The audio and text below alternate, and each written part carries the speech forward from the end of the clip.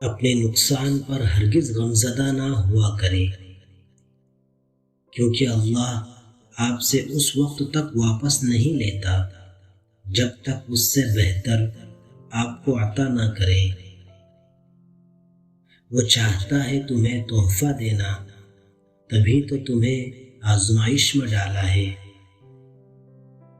ہوائے موسم کا رخ بدل دیتی اور دعائے مصیبتوں کا۔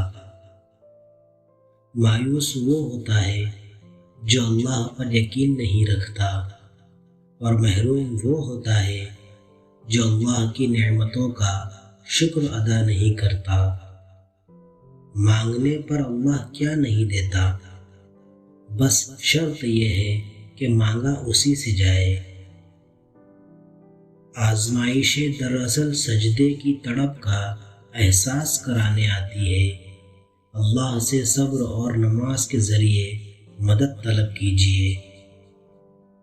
جب تمہیں تکلیف ہو اور تمہارا دل افسردہ ہو تو دل میں رو لو، مگر زبان سے وہی لفظ نکالو جو اللہ تمہاری زبان سے سننا چاہتا ہے۔ سارے دکھ 3 لفظوں پر آ کے ختم ہو جاتے ہیں، اللہ ہے نا۔ کچھ آزمائشیں اور مشکلات ایسی بھی ہوتی ہیں جن کے ختم ہونے پر انسان کو احساس ہوتا ہے کہ وہ زحمت نہیں، رحمت تھی۔ جس کے کام رب سنوارتا ہے، اس کے کام بندے کیسے بگاڑ سکتے ہیں؟ جب لوگ تمہیں تکلیف میں اکیلا چھوڑ دیں تو جان لو کہ اللہ تمہارے کام کا ذمہ خود لینا چاہتا ہے۔ ہو سکتا ہے جو اللہ نے تم سے لیا ہے اسے ہی بہتر بنا کے تمہیں واپس دے دیا جائے۔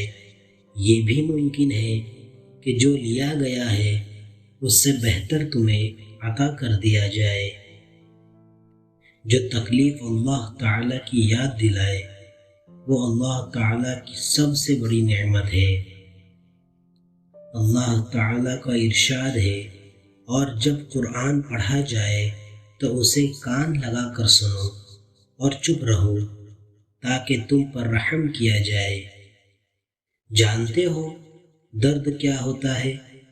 کھلے آسمان تلے چیخ کر کہنا، میرے اللہ میں ٹوٹ گیا ہوں، مجھے سمیٹ لے۔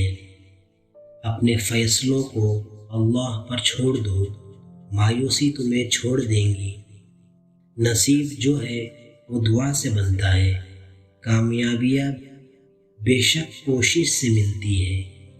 قرآن پاک بار بار کہتا ہے، نا امید نہ ہو، کمزور نہ پڑو، غمگین نہ ہو، بے شک اللہ ہر چیز پر قادر ہے۔